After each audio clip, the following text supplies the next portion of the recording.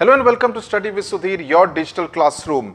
I had put out a video talking about the things that you need to keep in mind before you attempt your English language and grammar paper. But a lot of students seem to have a lot of doubts, several doubts regarding the composition, the 20 marks long essay that you need to write, and you are given 5 different types of essay, which includes an original short story, a narrative, a descriptive, an argumentative, and of course the picture composition. And I have done 2 videos talking about which composition you should attempt writing depending on what kind of a person you are. If you are an argumentative type, used to kind of participating in debates, etc., you should probably go in for the argumentative type. If you are the one who is good at descriptive or narrative, a more creative kind of a person, you should probably try your hand at writing the narrative, the descriptive, or even the original short story.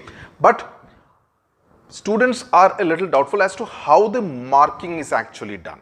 Okay, how the marks are actually allotted, on what basis do you get marks, and on what basis do you actually stand to lose marks. So in this video lesson, I would essentially try to clarify for you on what basis do the ICSE board examiners. I spoke to one of the teachers who goes for evaluation, so she really the best suited person to tell about on what basis the marks are allotted or marks are not allotted. But before we get on to that, some of the things that I had spoken about, you need to decide beforehand what kind of a composition you will attempt. The next few days, at least the class 10 students before your exam on the 27th of February, please do spend time trying to practice some essays. Many students have been asking me to suggest topics. Now, it's a little difficult to suggest that because not many topics are really repeated. In fact, I hardly see any topic being repeated.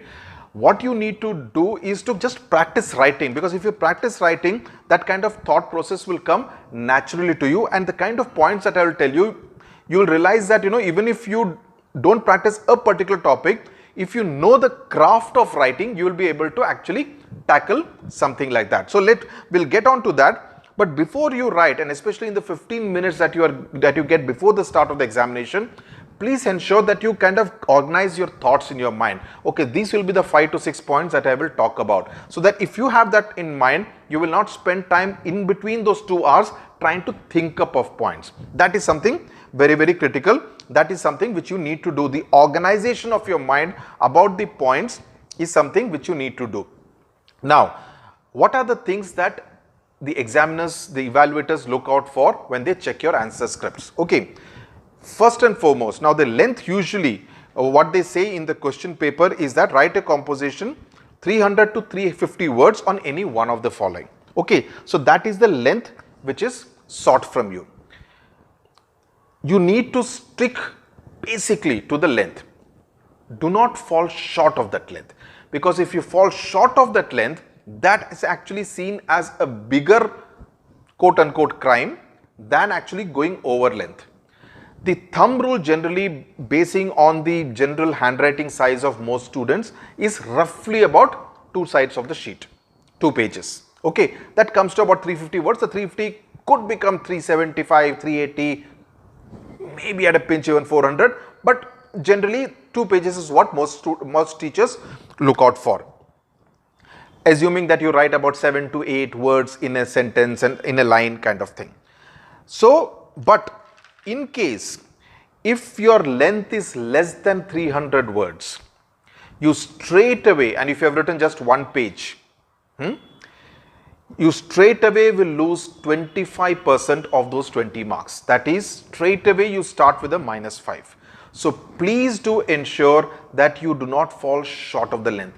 If it's a little more than the prescribed length, as I said, about 375, 380, it's still okay. But I'll tell you the flip side of that a little later. But do not fall short of the length, because straight away you will lose 5 marks out of 20 if your length is short. Number 1. Number 2, which is looked at, is spelling mistakes. You lose 1/4 of a mark for every spelling mistake you make. So if you make 4 spelling mistakes, you lose 1 mark. If you make 8 spelling mistakes, you lose 2 marks. So be very careful about spellings in your composition. Understood? Number 3, we come to grammatical errors. Now both spelling mistakes and grammatical errors, obviously being an English language exam, the evaluators are naturally expected to be strict about it. Now as far as the grammatical mistakes are concerned, unlike Hindi where the first two errors are generally overlooked, here it is not so, they are more strict about it. The ICSE board follows something which is called an error frequency. Okay, now what is an error frequency? Now you make 1 to 3 mistakes, you go into an A grade. If you make 3 to 6 mistakes, you go into another grade. And depending on which grade you are in, you lose marks. So supposing you have made between 1 to 3 grammatical errors in your composition, you could lose up to 1 mark. If you have made between 3 to 6, if you are in that error frequency, B grade error frequency, you could lose 1.5 to 2 marks. Okay, so that is the kind of an error frequency grade which the evaluators are given. Depending on that, your marks are allotted. Okay, nobody generally gets a 20. There was someone who had asked me whether you can actually, what's the highest marks you can get in a composition. Usually nobody gets a 20, but if there is an exceptionally brilliant essay, even in that case, the chief of the evaluation table also will go through the same essay and check and verify whether that student indeed deserves the 20 which has been given by the first examiner. Okay, so it will go through a second round of vetting in case someone is really found to be exceptionally brilliant as far as the composition question is concerned. So 20 can be given, but it has to be really out of this world. Otherwise, usually students get, the really good ones get between 17 and 18. 17, 18, maybe a 19, but 17, 18 is generally the norm. Okay, that's taken. Then the introduction. Many students, especially for descriptive and narrative, have asked me what kind of an introduction they should write. Now, the idea is that because you do not have the the benefit of using too many words, you have just about 300 to 350 words at your disposal. So you need to get the delve into the subject pretty soon. You cannot spend an enormous amount of time trying to write a long winded introduction.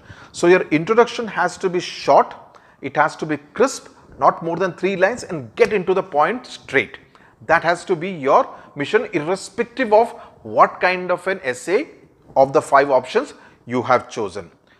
The other thing which is actually frowned upon by the evaluators, for which also you can actually lose 25% of the marks, that is another 5 marks, is if you deviate from the topic or do not touch the topic at all. You know, you beat about the bush without actually coming to the point, or you start from the topic but you then decide to do a Vasco da Gama or a Columbus. You go all over the place. Sorry, such excursions are not allowed during the examination paper when you are attempting the composition. So you need to stick to the point, which is why in the earlier video lessons also I have been going on saying, please keep reading the question. Do not deviate from the topic. Please keep touching the question, the topic. If you don't touch the topic and deviate, you will lose another 25% of the marks. Straight. So 2 things that they are very strict about is if the length is short, and number 2, if the student deviates from the topic. Does a longish, suppose instead of 2 pages, if the student writes 3 pages, 3.5 pages, what happens? 2 things. 1, the student would have made a mess of his time management. You can be rest assured he would have struggled to finish his or her paper, and the entire thing would have gone for a toss. That's number 1. Number 2, more specifically coming to this composition, it does not necessarily impress the examiner, because obviously what it shows is that the student is not able to think in a concise and a precise and a more focused manner how to put his or her thoughts into 350 odd words. So that is not going to necessarily impress the examiner if he or she is writing a very long winded tale. So try to stick to the length which is prescribed. As I said, the thumb rule, depending on an average size handwriting, is about 2 pages. That's what the general thumb rule is. The picture composition I have already spoken about in the earlier video. You need to be very sure that what you are interpreting the picture as is absolutely the correct interpretation, because if it's not, your entire 20 marks could go for a 6. So be very sure, and if you are not sure, do not go for the picture composition, go for any of the other 4 options. Argumentative, this is a point which I mentioned in yesterday's video, in the video that was published this morning also, that do not argue both for and against. For heaven's sake, don't do that. You be either on this side or on that side. You cannot be sitting on the fence. Several students also make the mistake of writing one, after having argued for or against, they will write in the conclusion one very generic thing that, having said that, it is true that, this particular scheme also has its disadvantages. After having argued for advantages, also has its disadvantages. For heaven's sake, don't do that.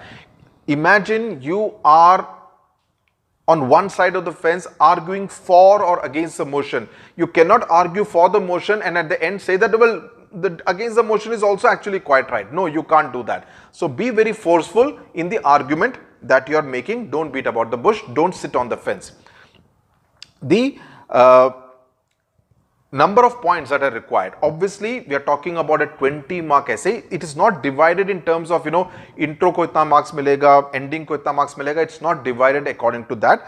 But obviously, you need to have enough number of points, at least 5 to 6 cogent points to make in an essay of 350 words. If you are talking of about 350 words, you need to make at least 6 points of about 50 words each, so that itself comes to about 300 words, and a short intro and a short conclusion that takes care of the remaining 50 words. That has to be your mentally the way you will break up in terms of words. You will break up. So for anything you need to have those 6 points very clearly. If you are writing one of those very descriptive or narrative kind of an essays, please ensure, as I mentioned in the earlier video, that your sequencing is right, your dialogues are interesting, your narrative is actually, just read it to yourself or think about it, whether such a story will impress you, whether you would want to listen to such a story. So that is something which you need to look at very carefully. So if you are a creative kind of person, you could go for either the narrative or the descriptive kind of an essay. So this is as far as essays is concerned. I hope this kind of makes it more clear as to what you need to do in the examination as far as the 20 mark composition. Also, the other point many students have been asking, let me say that in the same video, what is the order in which you should actually attempt your paper? Please start with the last portion, which is the grammar portion, which is where you talk about the preposition, the tenses, the question 5. The question number 5, which is essentially of 20 marks, please attempt that first. Put it out of the way. That should not take, ideally should not take more than 15 to 20 minutes. If there is any part you are a little doubtful about, just leave it, come back to it later. Then you get on to your letter writing and email and notice. Then go to the comprehension and précis writing, and finally allot half an hour very clearly for your essay writing. Do that at the end, because sometimes many students attempt the essay at the beginning and make a mess of their time management.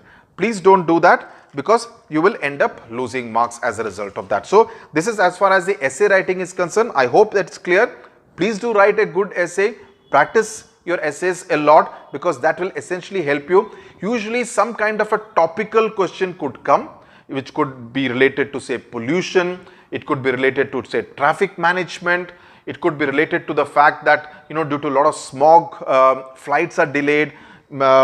A letter writing could be involving this, about how your train was very delayed because of fog, or your flight was delayed and you could not attend the function. So an apology letter for not attending the function. I'm just thinking aloud what kind of different subjects could come, but generally a topical subject, the possibility is always there. Out of the 5, a topical subject which could either be a picture composition related stuff, or one of the other 5 options may be an argumentative type. So thank you very much for watching. All the best to you. I hope it's very clear. Any doubts, write in the comment section, and don't forget to subscribe to Study with Sudhir. Thank you very much for watching.